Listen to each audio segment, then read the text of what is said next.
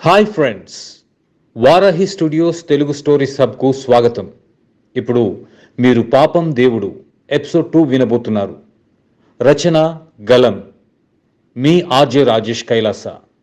భార్య తొందర పెట్టడంతో నిద్ర నుంచి మేల్కొన్న దేవదేవయ్య మరుసటి రోజు దేవుడితో జరిగిన సంభాషణ అంతా గుర్తుకు తెచ్చుకుంటూ ఆ రోజును ప్రారంభించాడు. దేవుడు కలలో మాట్లాడితే ఎవరికి సంతోషం ఉండదు? దేవుడున్నాడని నమ్మేవారికి వారి మీద వారికన్నా దేవుడి మీదే ఎక్కువ నమ్మకం ఉంటుంది.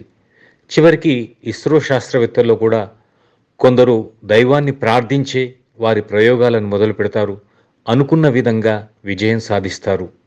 అలాగే దేవదేవయ్య కూడా తన ఇష్టదైవాన్ని ప్రార్థించి ఆ రోజును ప్రారంభించాడు. పిల్లల ఫీజు గురించి లోపల ఆలోచిస్తూనే సరుకులు తీసుకురావడానికి వీధిలోకి వెళ్ళాడు. తనకున్న మంచితనానికి వీధిలో అందరూ పలకరిస్తున్నారు. పిల్లల ఫీజు గురించి ఆలోచిస్తూనే అందరినీ నవ్వుతూ పలకరిస్తూ ముందుకు సాగుతున్నాడు. అనుకోకుండా చాలా కాలం తర్వాత ఊర్లోకి వస్తున్న అతని పాత మిత్రుడు కృష్ణ ఎదురయ్యాడు. ఇంకేముంది, పలకరింపులు మామూలే. హే దేవదేవయ్య, ఎలా ఉన్నావురా? పెళ్ళై పిల్లలు పుట్టినా అలానే ఉన్నావురా, ఏం మారలేదు, సూపర్ రా అన్నాడు కృష్ణ. కృష్ణను చూస్తూ దేవదేవయ్య, ఊరుకోరా, ఏంట్రా నీ జోకులు?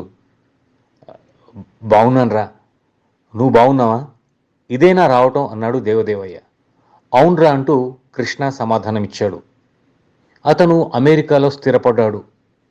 హైదరాబాద్ పని మీద వచ్చి కొంత టైం ఉండడంతో వారి ఊర్లో అందరినీ కలుద్దామని ఊరొచ్చాడు. దేవదేవయ్యతో కృష్ణ మాట్లాడుతున్నంతసేపు దేవదేవయ్యను గమనిస్తున్నాడు. వీడు ఏదో సమస్యతో ఉన్నాడు అని మనసులో అనుకుంటున్నాడు, కానీ ఏమనుకుంటాడో అని అడగలేకపోతున్నాడు. అంతలోనే తన చేతిలో ఉన్న సరుకుల చీటీని పక్కనున్న కొట్టులో ఇచ్చాడు. వీరిద్దరూ మాటలు పూర్తి చేసేలోపే షాప్లోని పనబ్బాయి సరుకులన్నీ ఆ బ్యాగులో పెట్టి దేవయ్యకిచ్చాడు. వెంటనే దేవదేవయ్య, సారీరా కృష్ణ, స్కూల్ దాకా వెళ్ళి రావాలి, వస్తారా? నువ్వు ఫ్రెష్ అప్ అయ్యి మా ఇంటికి రా అంటూ అక్కడి నుంచి బయలుదేరాడు దేవదేవయ్య. కొన్నిసార్లు మనం ఆశ్చర్యానికి గురయ్యే సంఘటనలు అనుభవం అవుతూ ఉంటాయి.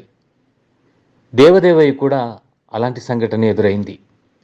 దేవదేవయ్య స్కూల్ ఫీ కట్టడానికి కొంత గడువు అడుగుదామని స్కూల్కు వెళ్తాడు. హెడ్ మాస్టర్ని కలుస్తాడు, మాట్లాడతాడు. ఆ స్కూల్ అంతా మధ్యతరగతి, దిగువ మధ్యతరగతి కుటుంబాల పిల్లలు ఉండడంతో చాలామంది పిల్లలు ఫీ కట్టి ఉండరు. దీంతో యాజమాన్యం పరిస్థితిని గమనించి 15 రోజులు పొడిగించిన విషయం హెడ్ మాస్టర్ దేవదేవయ్యకు చెప్తాడు. ఇంకా అతని ఆనందానికి అవధులు లేవు. సంతోషంతో ఇంటికి బయలుదేరతాడు దేవదేవయ్య. మనం మంచి ఆలోచనలు చేస్తుంటే నేచర్ మనకు మంచి చేస్తుందని చాలామంది నమ్ముతారు. ఊహించని విధంగా దేవదేవయ్యకు అదే జరిగింది. స్కూల్ యాజమాన్యాన్ని ఎంత బతిమాలాల్సి వస్తుందోనని సంశయంతో బయలుదేరిన దేవదేవయ్యకు 2 గుడ్ న్యూస్లే ఎదురయ్యాయి. ఒకటి, పాత మిత్రుడు కృష్ణాని కలవటం. 2, స్కూల్ ఫీ డేట్ పొడిగించడం. ఆ ఆనందంతో ఇంటికి బయలుదేరాడు దేవదేవయ్య.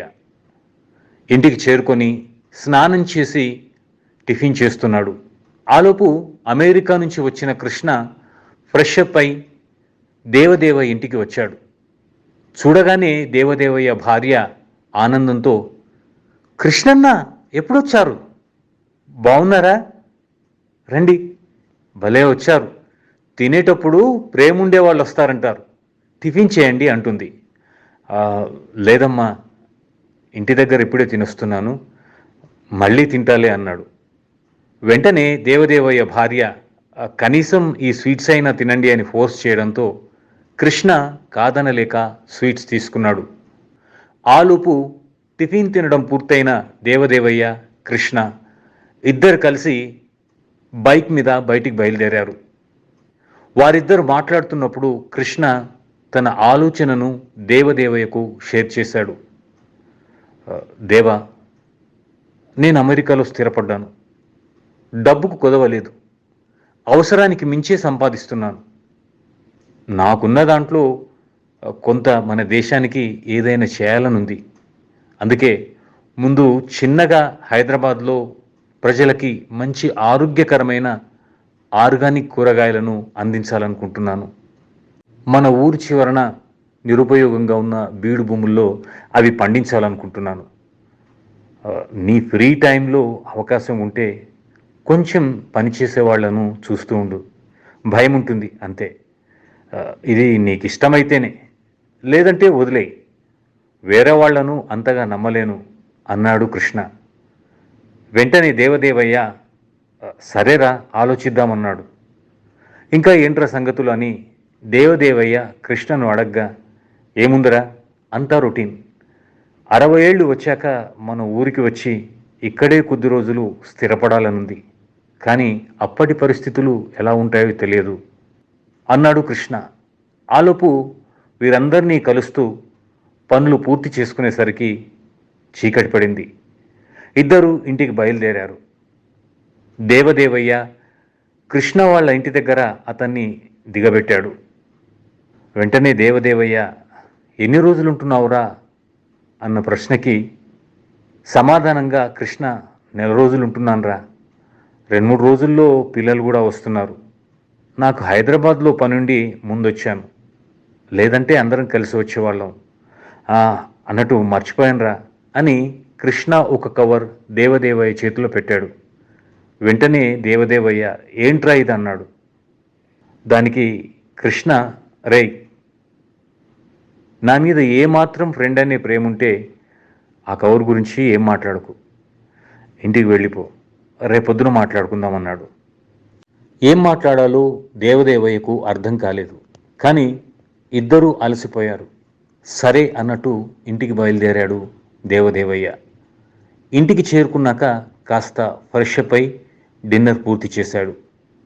ఆ కవర్లో ఏముందో తెలుసుకుందామని ప్రయత్నం చేసేలోపు కిచెన్లోంచి దేవదేవయ్య భార్య పిలుపు వినిపించింది. ఏమండి, 1 నిమిషం ఇటొస్తారా, తొందరగా రండని. దేవయ్యకి ఏమర్థం కాలేదు. దేవదేవయ్య భార్య జారి కింద పడబోయి గోడను పట్టుకుంది. ఏం అర్థం కాక భర్తను పిలిచింది. దేవదేవయ్య కిచెన్లోకి పరుగులు తీశాడు. టీవీలో వచ్చే ప్రోగ్రామ్స్ చూసి దేవయ్య భార్య ఉప్పు కారం లేని కర్రీస్ తినటం ఒక్కసారిగా అలవాటు చేసుకుంది. దాంతో చిన్నగా లో బీపీ వచ్చి కళ్ళు తిరిగిన విషయం తెలుసుకున్న దేవదేవయ్య, మనకెందుకు చెప్పు ఈ వేషాలు, ఇవన్నీ డబ్బులున్న వాళ్ళు ఆడే ఆటలు. మనం చేసే పనికి కష్టానికి రాళ్ళు కూడా కరిగిపోతాయి అని కొంచెం సాల్ట్ వేసిన వాటర్ ఇచ్చాడు. ఆవిడ ఆ నీళ్లు తాగిన తర్వాత కవర్ విషయం పక్కన పెట్టి నిద్రకు ఉపక్రమించారు. ఆ తర్వాత ఏం జరిగింది, అసలు ఆ కవర్లో ఏముంది, కృష్ణ ఆ కవర్ను దేవదేవయ్యకు ఎందుకు ఇచ్చాడు, వచ్చే ఎపిసోడ్లో తెలుసుకుందాం.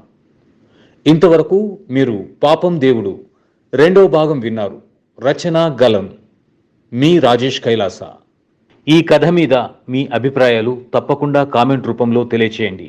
కథ మీకు నచ్చినట్టయితే లైక్ చేయండి, షేర్ చేయండి, సబ్స్క్రైబ్ చేయండి, బెల్ ఐకాన్పై క్లిక్ చేయండి. పాపం దేవుడు నెక్స్ట్ ఎపిసోడ్లో మళ్ళీ కలుద్దాం. అంతవరకు సెలవు. Bye friends. సైనింగ్ ఆఫ్, మీ ఆర్జే రాజేష్ కైలాస.